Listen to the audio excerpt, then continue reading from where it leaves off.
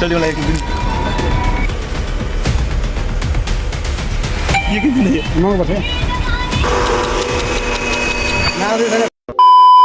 हे guys welcome back to my new blog. तपाईँलाई स्वागत छ मेरो नयाँ ब्लगमा। आज चाहिँ म कलेजदेखि आएँ भर्खरै। कलेजदेखि आएर चाहिँ अब पसल जाँदैछु। खानासाना खायो, पसल जान 12 बजिसक्यो। 12-1 बजीतिर पसल जान्छु म चाहिँ। अहिले लास्टै गर्मी छ यतातिर। यहाँदेखि पसल पुग्न लगभग चाहिँ 10-15 मिनट लाग्छ। अहिले चाहिँ म गाडीमा बसिसकेँ। अब यहाँदेखि 1 बजिसक्यो, अहिलेसम्म पसल खोलेको छैन। अब यहाँदेखि अझै 10 मिनट लाग्छ मलाई पुग्न।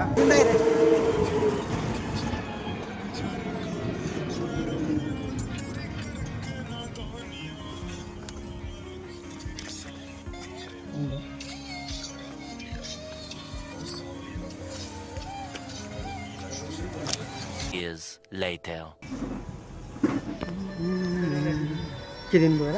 चल वाला एक दिन बच्चा हो तपाईँ? ललियो खान्छ ललियो? अनि केरा पनि दिनु न। हजुर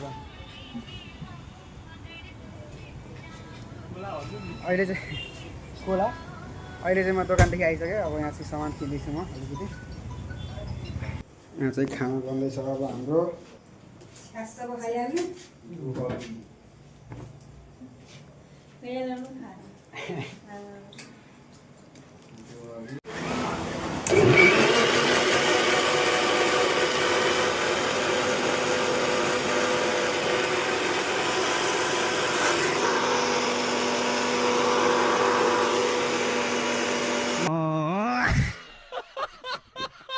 अहिले चाहिँ बनिसक्यो।